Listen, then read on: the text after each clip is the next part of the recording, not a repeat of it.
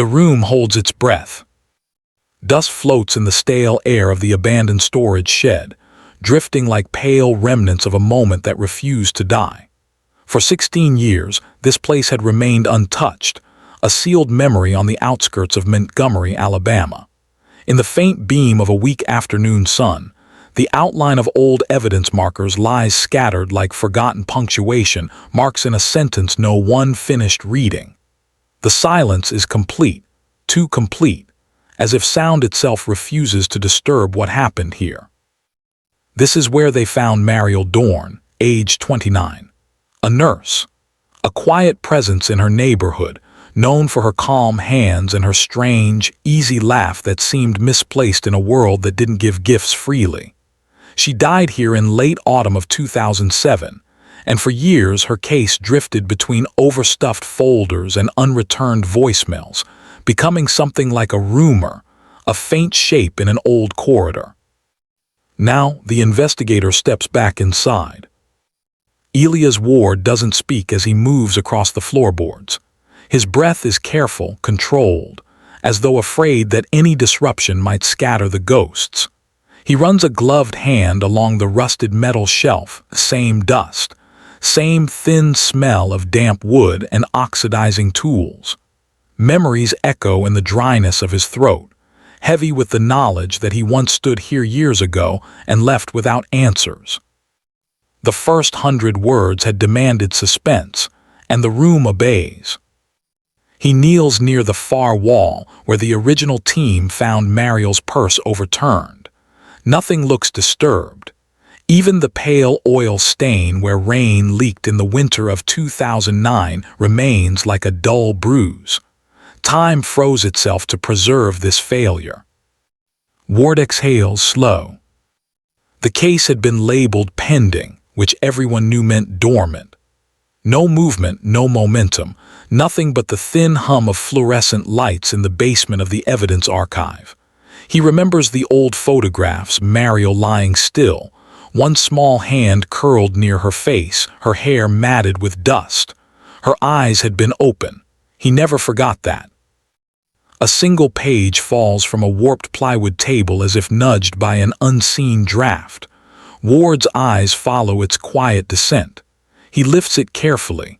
An old printout photo of Mariel at a community clinic event, smiling, unaware, alive. The edges are yellowing. Behind him, the wind shifts. The old shed door creaks. Ward waits for the sound to settle before walking back toward the center of the room. His footsteps are slow, deliberate, the pace of a man tracing the shape of a regret. 16 years. 16 years of nothing. Yet he is here because something finally moved. And because he can't shake the feeling that the moment he stepped inside again, the room recognized him. Case reopens due to discovery of new crucial evidence. It began 2 weeks earlier. A routine review of unprocessed digital storage, an offshoot project after a regional audit, led a technician to a corrupted memory card logged in the Dorne case but never successfully extracted. Standard oversight from an era of unreliable hardware. The technician sent a note upstairs, then another when the recovered data appeared legible. Ward remembers the moment the email pinged. The subject line read simply, "Recovered media, case 71436. Inside the folder, 4 images, all taken the night Mariel vanished. He opens them in order. The first shows a blurred parking lot near the exit of the Ridgefield Medical Center where she worked.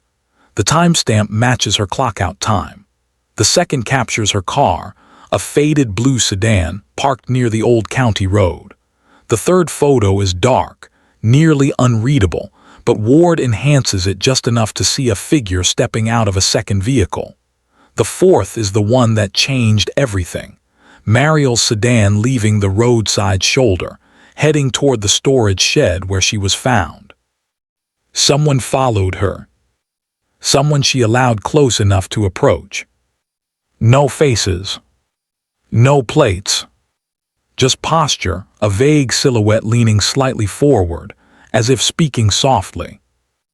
Ward sent the images to forensics. Lighting, pixel patterns, timestamp authentication, everything checked out. The case reopened the next morning. Layers of dust lifted from files sealed since 2011. Witness lists, phone logs, early interviews, all re-examined under a harsher, more unforgiving light. A task force wasn't formed. There was no budget for that. Instead, Ward was told to take another look, see if anything sticks. No one expected a miracle. Ward didn't either, but he felt the familiar pull of something unfinished, a thread left hanging, a voice he once ignored in the noise of fresher crimes. Mariel's mother had called him every month in the early years. Her voice eventually became hollow. Now, as Ward stands on the threshold of the reopened case, memories rise like dust in sunlight. He revisits the shed with the new photos in hand, letting the images guide his steps. The angle of the camera suggests the photographer wasn't hiding. Mariel may have known the person. The air inside the shed tastes faintly metallic. Ward moves slowly, unfolding each detail like a reluctant observer returning to a scene he never wanted to study again. He finds the same scuff mark on the lower beam of the entrance wall, a subtle streak of rubber that once meant nothing. Now, under the weight of the images, it becomes a possible sign of a hurried step or a corner brushed by someone entering in haste. The case file noted it, but no one assigned meaning. Ward leans closer, trying to recreate the body language of the unnamed figure in the photograph. Slight lean forward, familiar stance, nothing threatening. Mariel stepping back. The figure stepping in. An encounter, not an ambush. Ward feels an old internal pressure, not emotion exactly, but a tautness behind the ribs, a reminder that every overlooked detail is a form of silence, a failure. He takes photographs of everything again, even the dust patterns, even the void where meaning should have been. The case is open. The ghosts are stirring. Investigator examines past reports to identify overlooked details. Ward's desk becomes an island of aging paper and muted lamplight. The smell of brittle pages mixes with the faint scent of the evidence envelopes, something like cardboard left too long in a dark attic. He moves slowly, page by page, as if each sheet weighs more than it should. He starts with the original timeline. Mariel finished her shift at 7:48 p.m. Security footage shows her leaving alone. She takes County Road 14 instead of the interstate, a shorter route home. Her car was found abandoned near the shed at 8:22 p.m. Body discovered 9 hours later by a groundskeeper. Straightforward on paper, disturbingly hollow in reality. Ward reads through the first responder notes. Many sentences feel rushed, written under pressure from a night shift supervisor who logged several incidents that evening. Small things appear. An unnamed motorist who thought they heard something like a call near the old road. A faint imprint in the dirt near the shed's rear exit. A mention that Mariel's shoes appeared unusually clean for the path she supposedly walked. Ward makes notes. He circles shoes.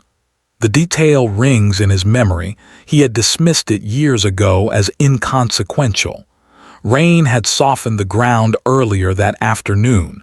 Her soles should have carried more soil. Next, he replays interviews. A coworker who said Mariel received messages from someone she didn't name. A neighbor who mentioned seeing her talking to someone near her mailbox the week before.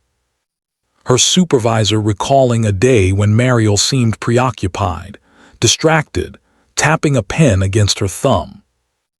Ward flips through photos, letting patterns emerge.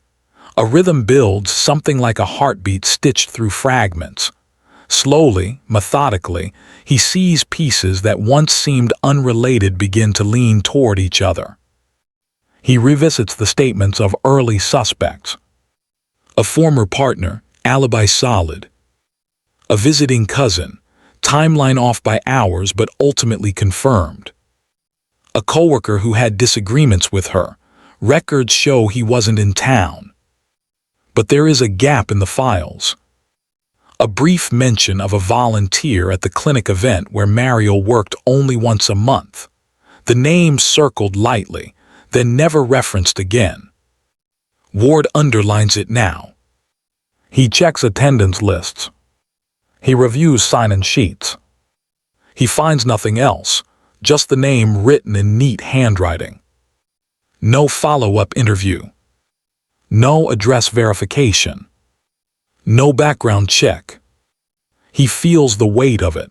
Not guilt exactly, but the heaviness that comes from sensing a crack in the foundation. Ward sits back, breathing in the air of the evidence room, the stale mix of old paper and low-wattage bulbs. His eyes move to a photograph of Mariel's belongings. Her watch, stopped at a specific minute not consistent with the estimated time of death. The chain around her neck, clasp bent. Her notebook. He reads the notebook again. Short entries. Nothing unusual. Except the last one, written hastily. Not tonight, too much to think about. He examines the handwriting under magnification. The pressure of the pen is heavier than her earlier entries. She was stressed. She was torn about something. Ward holds the page carefully, as if it were a living thing. A slow, muted understanding begins to take shape, still without form, but moving. He senses he is close to the seam where truth waits to be pulled open. Suspects unfold not as names, but as silhouettes from the past, faint outlines stepping forward under the dim cone of an interrogation lamp long switched off. Ward spreads their profiles across the table, letting them settle into a makeshift constellation. His eyes move from face to face, not searching for guilt, but for the smallest fracture in their alibis, the hairline split where pretense buckles under time. Suspect 1, Jonah Cadell, coworker, technician at the clinic. Interviewed twice in 2007. Statements neat, steady, practiced. He claimed he left the clinic minutes before Mariel and didn't see her. Surveillance partially confirms it. His car exits the lot, heading toward the interstate. But the new recovered photo shows a shadow near Mariel's car, slim and angled. Could be him. Could be anyone. Motive listed as interpersonal tension, a euphemism for disagreements over scheduling. Paper thin, too clean, too polished. Suspect 2, Valerie Hensley, neighbor. She mentioned seeing Mariel talking to someone outside several days before her death. Claimed she couldn't see the person's face. Valerie's alibi places her at a community supper that night, with 4 witnesses confirming. Motive? None. Nothing but proximity, the fragile kind investigators keep pinned on a wall because proximity is sometimes the only thing that survives. Suspect 3, Raymond Sylvan, former partner. Relationship brief, ended quietly. He was out of town during the incident, visiting relatives hours away. Alibi airtight. Motive thin. The case file shows the old interview transcript. Did you two argue? No. Anything unresolved? A pause, then, I don't think so. No tension in his voice, no residue of conflict. Ward marks him low priority. Suspect 4, the unnamed volunteer, a name with no record. The most troubling, signed in for the clinic event 3 weeks before Mariel's death. Neat handwriting, address incomplete, phone number missing a digit. No one followed up. The name Simplicity feels like a disguise, functional, anonymous, intentional.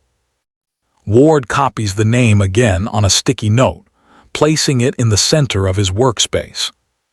E. Riston, or possibly G. Riston, the old ink smudges slightly. Suspect 5, the unknown figure in the fourth recovered image. Posture calm, no visible force or aggression. Mariel seemed willing to speak to this person.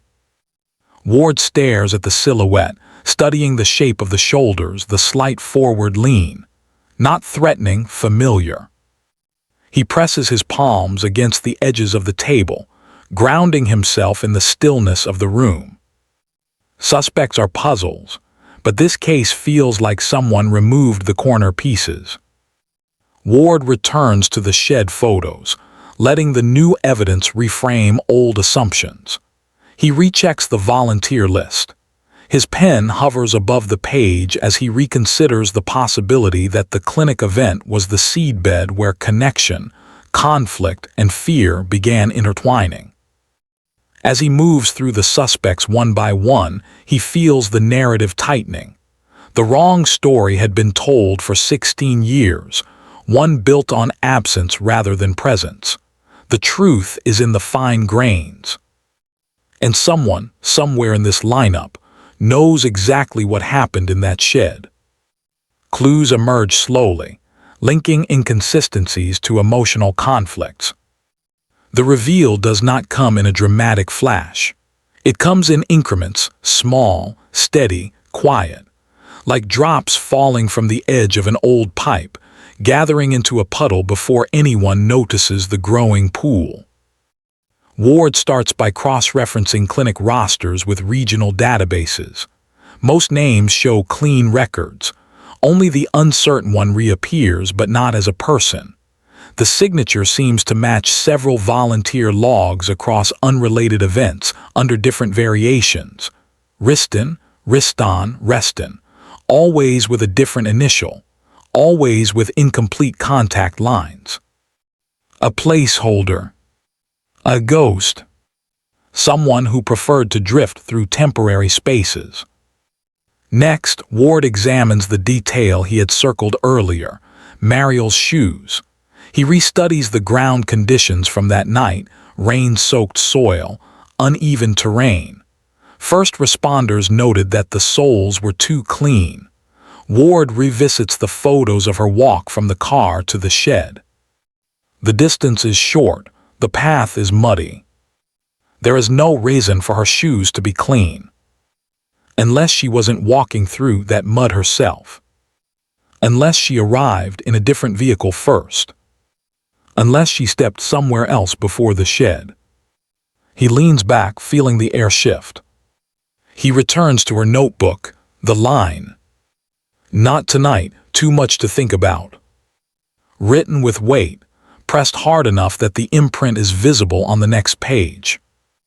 Ward imagines her sitting somewhere quiet, wrestling with something internal, not fear but hesitation. A decision half-formed. He compares her phone logs. A single number repeats. One digit off from a valid local number. An error or intentional misdirection. He searches the pattern. The number resembles the incomplete one on the volunteer sign-in sheet. Ward's throat tightens. The volunteer wasn't untraceable. They simply registered with digits altered by design, enough to appear like a mistake, but close enough to indicate familiarity with the region. He lists the digits side by side. The pattern is deliberate. Ward shifts to interpersonal threads. Mariel's coworker Jonah had been reliable, steady, the type who stayed late to organize equipment. But one old email exchange between him and Mariel reveals tension. Not romantic, not violent, just a misalignment of expectations. He wanted more involvement in clinic planning. She kept boundaries. Ward doesn't sense hostility. He senses someone who cared too much about structure. Then he considers the neighbor Valerie again, kind, attentive, but her description of the unidentified person near Mariel's mailbox was vague. Too vague. She claimed she couldn't see the face, but the angle from her porch would have allowed for at least the impression of height or build. Ward rewinds the mental scene. Mariel standing outside. A conversation. Something exchanged, not physically perhaps, but emotionally. He feels an almost imperceptible shift, the kind that occurs when a pattern finally begins to reveal its outline. A new thought forms. What if the person outside the mailbox, the volunteer with the incomplete number, and the silhouette in the photo are the same? The idea sits uneasily.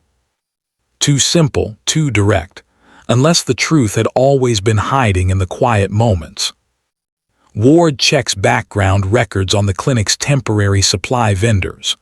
One subcontractor appears in Mariel's files, a courier who delivered forms, envelopes, clipboards. Someone low profile, blending in, unnoticed. Signed deliveries across several months. One signature matches the curvature of the volunteer log. A subtle tilt of the R. A matching pressure pattern. Ward's breath steadies slow. This courier had reason to be near the clinic, reason to know staff routines, reason to interact with Mariel without drawing attention. But what reason to meet her the night she died? Ward searches deeper: contract logs, timestamps, route overlaps. The courier made a delivery 2 days before the incident. Mariel signed for it. That same signature appears heavier, slightly distorted, similar to how she wrote her last notebook entry. Something had been said. Something had begun. Ward senses emotional tension, not anger but confusion. A boundary crossed unintentionally or intentionally denied. The kind of quiet conflict that grows each day until it demands resolution. He returns to the recovered image, the silhouette leaning in, Mariel stepping back, not in fear, in hesitation. It wasn't a confrontation. It was a moment of persuasion. A conversation that had gone too far. The small inconsistencies form an emotional map. Her hesitation. His persistence. Her last entry. His incomplete contact. Their repeated proximity. Ward feels the truth begin to form, not sudden but slow, rooted in human complexity rather than sensational shock. He turns to the volunteer list again, staring at that faint signature. This is the thread. This is where the story folds inward. The conflict was personal but subtle. One person misreading closeness, the other trying to retreat without causing harm. In that space, truth began to breathe. And it is about to reveal its quiet, devastating shape. Unexpected twist reveals the least suspected person as killer. The twist does not erupt. It settles in gradually, like dusk drawing over a town unaware the sun is gone. Ward sits with the courier's file, a thin stack of delivery manifests and service confirmations. Nothing about it suggests danger. Nothing signals threat. This person had moved invisibly through hallways and offices, a presence designed to be unnoticed. That anonymity now feels nearly deliberate. Ward studies the signature with greater scrutiny. He overlays it with the volunteer log, then with the delivery slip Mariel signed 2 days before the incident. The curvature aligns. Pressure patterns match. Stroke discipline identical. The courier was the volunteer. The volunteer was the person near her mailbox. The person near her mailbox was the silhouette in the recovered image. The silhouette in the recovered image was the last person she saw alive. But even as the pieces interlock, Ward feels hesitation. The courier's file contains nothing overtly troubling, no recorded conflicts, no suspicious notes from staff. A person who appeared helpful, quiet, routine. The least suspected person. Ward conducts a deeper background pull. The courier had used multiple employers over the years, often short-term contracts. Addresses shifted frequently.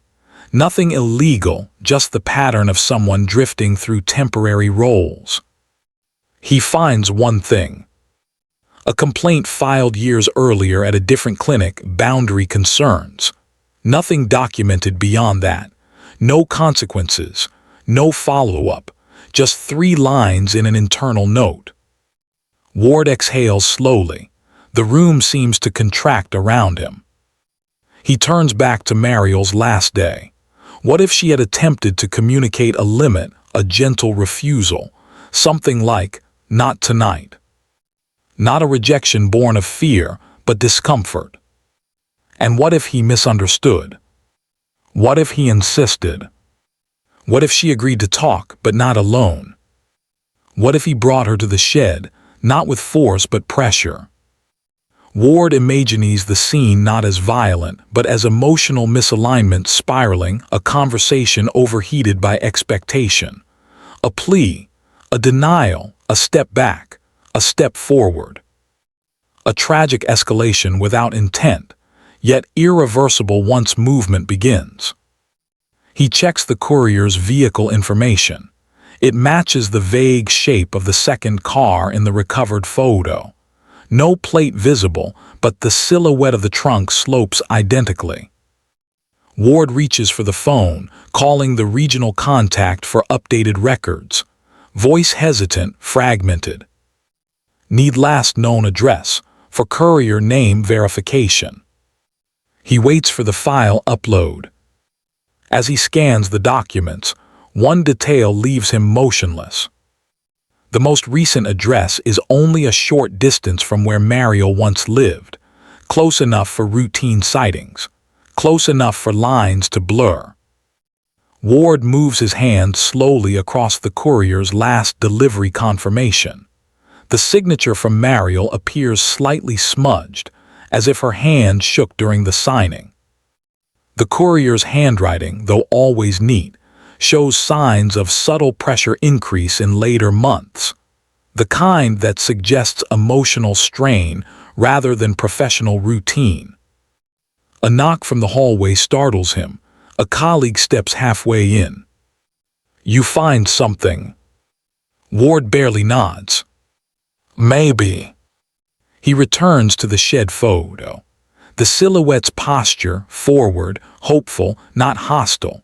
The kind of body language born from someone who believes they are owed a conversation. Least suspected, because no one saw him as dangerous. Least suspected because he helped. Least suspected because invisible people rarely appear on suspects lists. Ward writes the courier's name on a new sheet, then circles it twice. The circle completes the story. There is no dramatic revelation, no abrupt confession, just the silent alignment of evidence, emotional misunderstanding becoming conflict, conflict becoming tragedy. The courier had reached out.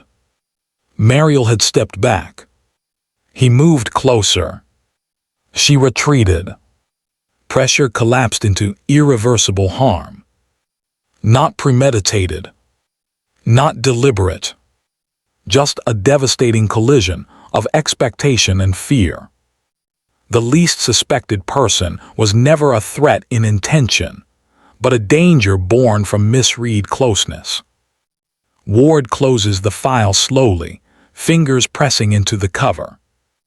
He now sees the small twist for what it is, not coincidence, but the logic of overlooked patterns finally arranged into painful clarity.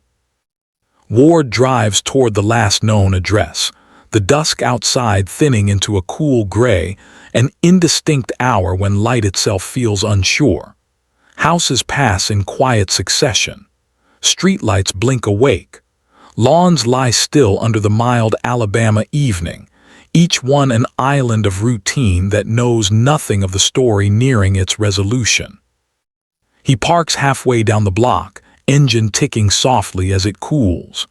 The courier's building stands unremarkable, pale siding, narrow windows, a stairwell that echoes at a slight delay.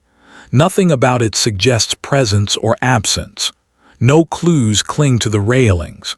No trace waits on the steps. Ward walks up slowly. Inside, the hallway carries a faint scent of aging carpet and old paint. A sound, something like a distant television through a closed door, hums just enough to remind him of life continuing on its own terms. When he reaches the unit listed in the file, he pauses, listening. No movement.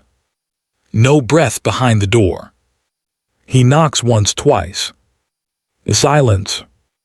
A neighbor peeks from an adjacent doorway, cautious, hesitant. Ward flashes his badge out of instinct, but keeps his voice low. Person in this unit, seen them lately. A tiny shake of the head. Moved out some weeks back, didn't say much. Ward nods, thanks her, then checks the mailbox panel downstairs. Empty. Dust traces a faint outline where envelopes once rested. The courier has already slipped away, continuing the same drifting pattern that kept him invisible for years. Ward isn't frustrated, not angry, just quiet. The truth is intact, even if the person is gone. He returns to his car, pulls the door closed, and sits, the interior dim. The dashboard lights weakly illuminating scattered notes. He reviews them again, letting the entire chain settle into place. Mariel's final days. Her hesitations. The courier's boundary confusion. A conversation misinterpreted. A night spiraling in the shadows of a shed. A tragedy without malice, only the crushing weight of human misalignment. He closes his notebook slowly. The next morning, Ward files the updated report in the precinct's cold case office, a quiet room lined with gray binders, each one holding a life paused in unresolved time. He places Mariel Dorne's case at the front of the closed shelf, though the word feels thin, imperfect. Closure suggests something complete, but the air in the room tells a different truth. Justice, as always, is procedural. Human loss is not. He turns toward the window. Outside, the late morning sun rests lightly on the parking lot asphalt, warming it into a faint shimmer. Officers come and go with coffee, keys, half-spoken conversations. All the small movements of daily routine continue around him, indifferent to the weight he still carries. Ward sits down at his desk and begins writing his final reflection, a habit he developed years ago, a private addendum in his personal ledger. Not part of official records, not admissible, just a document for his own understanding. He writes slowly, deliberately, the pen moving with quiet restraint. Truth rarely announces itself in flashes. It arrives in fragments, dust on a shelf, a note written too hard, a number slightly wrong. We search for intent, but sometimes the world turns on misunderstanding. This case ends not with the satisfaction of justice, but with the weight of human error. Something fragile broke in the space between expectation and refusal. The surface gave nothing away, but beneath it, a quiet conflict was growing. He stops for a moment, letting the words breathe. He thinks of Mariel, not the scene in the shed, not the photographs, not the autopsy clock, but the brief biography folded into her file.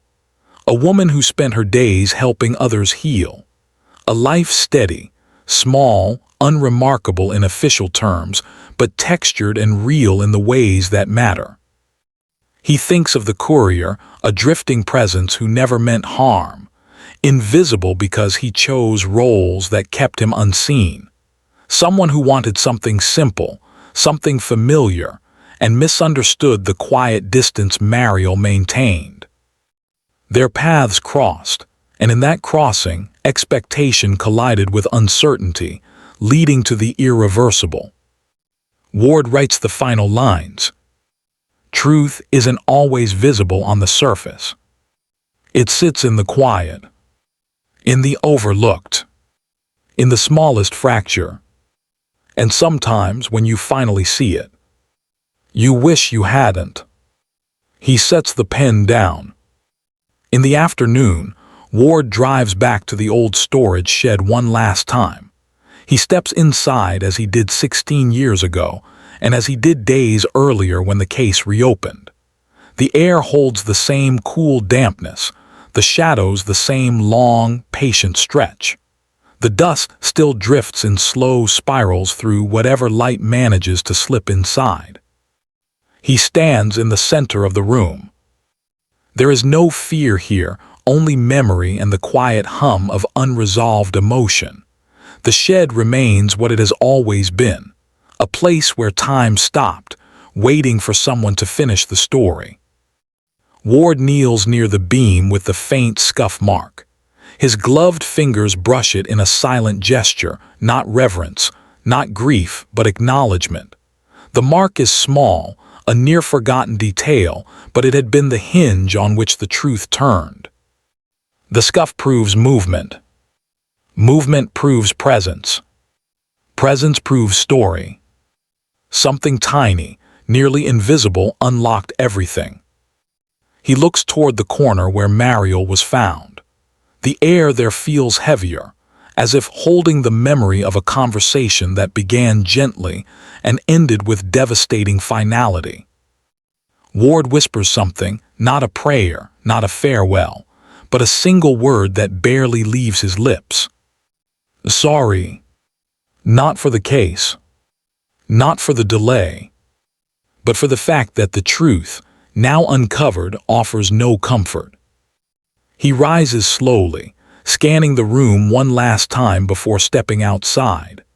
As the door creaks shut behind him, a soft breeze stirs the dust, scattering it again into drifting shapes, the room returning to its long silence. Back at home that evening, Ward sits on his porch as the sky darkens into a watercolor of fading blues. He watches cars pass distantly, their headlights cutting soft arcs through the quiet neighborhood. Life continues, unaware of the conclusions reached in an evidence room earlier that day. He thinks again about truth, not the kind that fits neatly into reports, but the kind that lingers in the human spaces between intention and consequence. The kind that doesn't heal. The case is solved, but not settled. He opens his notebook one last time, flipping to a new page. The porch light casts a pale cone over the paper, enough to see the lines but not enough to soften their weight. He writes, "We imagine justice to be clear, a final shape that ends the search. But justice is machinery, gears turning, boxes checked. Truth is different. Truth is quiet, fragile, human. Truth asks who we are beneath what we show. And sometimes truth denies us peace." He closes the notebook gently and sets it aside. In the dim of the evening, he feels something subtle, not closure, not certainty, but a small, steady recognition that solving a case is not the same as understanding it. The courier is gone. Mariel is gone. Only the narrative remains, and even that is incomplete, like a photograph missing its edges. Ward watches the horizon dim, the last edge of sunlight slipping behind distant roofs. His hands rest together, still, calm. He has delivered the truth, but truth does not deliver him. The world around him softens into nighttime, its ordinary noises resuming, insects, wind, a distant dog, the hush of cars fatting. Nothing dramatic, nothing cinematic, just life continuing as it always does. He closes his eyes for a moment. No triumph. No relief.